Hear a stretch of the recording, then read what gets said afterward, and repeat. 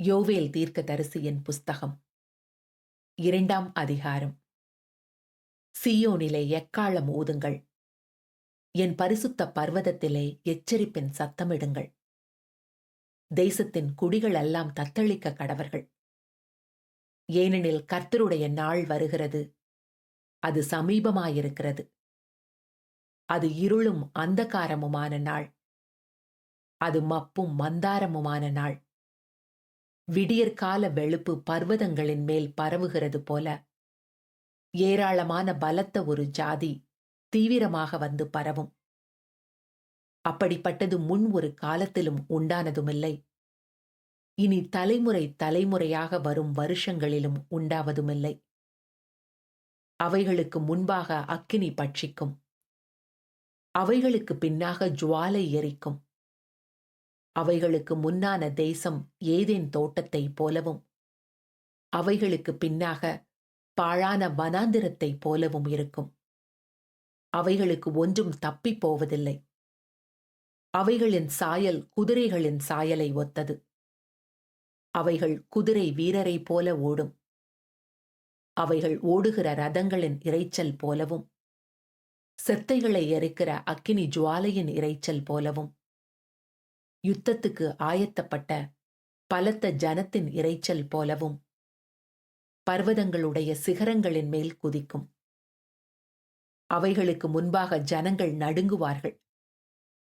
எல்லா முகங்களும் கருகி போகும். அவைகள் பராக்கிரமசாலிகளைப் போல ஓடும், யுத்த வீரரைப் போல மதிலேறும்.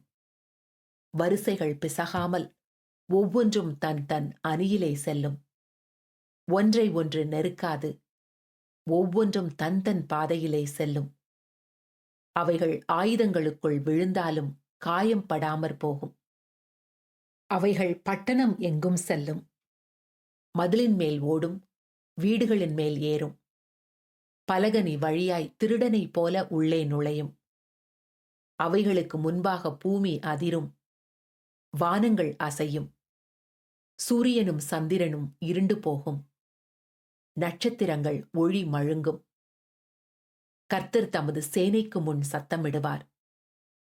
அவருடைய பாளையம் மிக பெரிது, அவருடைய வார்த்தையின்படி செய்கிறதற்கு வல்லமையுள்ளது. கர்த்தருடைய நாள் பெரிதும் மகா பயங்கரமுமாயிருக்கும், அதை சகிக்கிறவன் யார்? ஆதலால் நீங்கள் இப்பொழுதே உபவாசத்தோடும் அழுகையோடும் புலம்பலோடும் உங்கள் முழு இருதயத்தோடும் என்னிடத்தில் திரும்புங்கள் என்று கர்த்தர் சொல்லுகிறார்.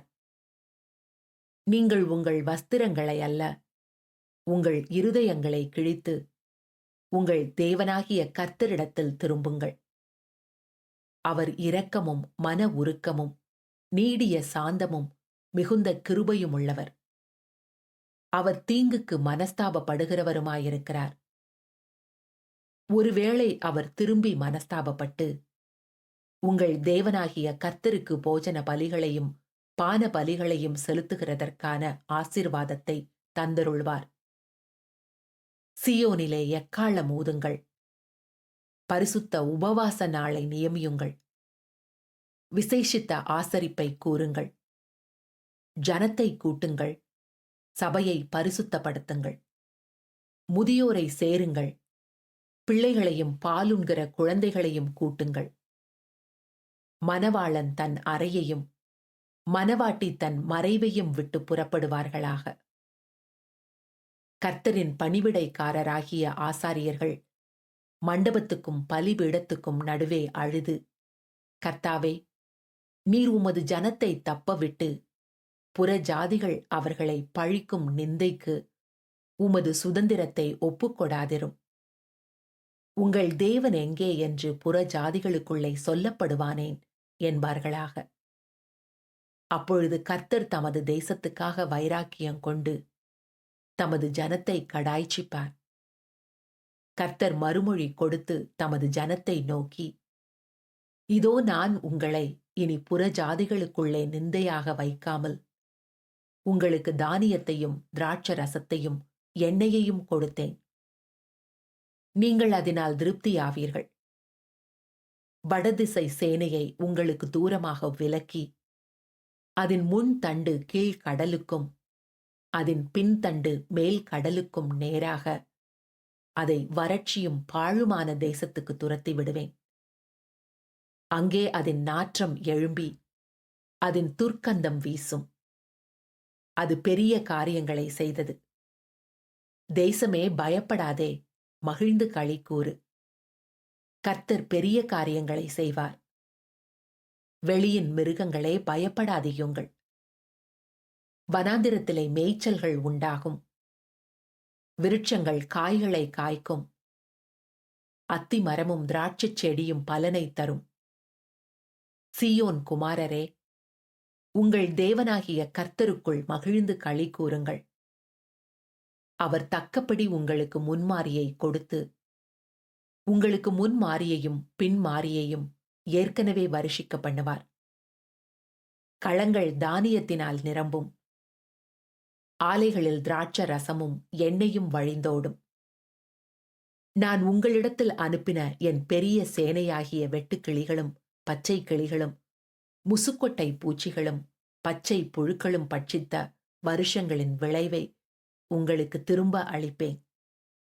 நீங்கள் சம்பூரணமாக சாப்பிட்டு திருப்தி அடைந்து உங்களை அதிசயமாய் நடத்தி வந்த உங்கள் தேவனாகிய கர்த்தருடைய நாமத்தை துதிப்பீர்கள். என் ஜனங்கள் ஒருபோதும் வெட்கப்பட்டு போவதில்லை. நான் இஸ்ரவேலின் நடுவில் இருக்கிறவர் என்றும், நானே உங்கள் தேவனாகிய கர்த்தர், வேறொருவர் இல்லை என்றும் அறிந்து கொள்வீர்கள். என் ஜனங்கள் ஒருபோதும் வெட்கப்பட்டு போவதில்லை. அதற்கு பின்பு நான் மாம்சமான யாவர் மேலும் என் ஆவியை ஊற்றுவேன். அப்பொழுது உங்கள் குமாரரும் உங்கள் குமாரத்திகளும் தீர்க்க தரிசனம் சொல்லுவார்கள். உங்கள் மூப்பர் சொப்பனங்களையும் உங்கள் வாலிபர் தரிசனங்களையும் காண்பார்கள். ஊழியக்காரர் மேலும் ஊழியக்காரிகள் மேலும் அந்நாட்களிலே என் ஆவியை ஊற்றுவேன். வானத்திலும் பூமியிலும் இரத்தம் அக்கினி புகை ஸ்தம்பங்களாகிய அதிசயங்களை காட்டுவேன். கர்த்தருடைய பெரியதும் பயங்கரமுமான நாள் வரும் முன்னே சூரியன் இருளாகவும் சந்திரன் இரத்தமாகவும் மாறும். அப்பொழுது கர்த்தருடைய நாமத்தை தொழுது கொள்கிறவன் எவனோ அவன் ரட்சிக்கப்படுவான். கர்த்தர் சொன்னபடி சீயோன் பர்வதத்திலும் எருசலேமிலும் கர்த்தர் வரவழைக்கும் மீதியாயிருப்பவர்களிடத்திலும் ரட்சிப்பு உண்டாயிருக்கும்.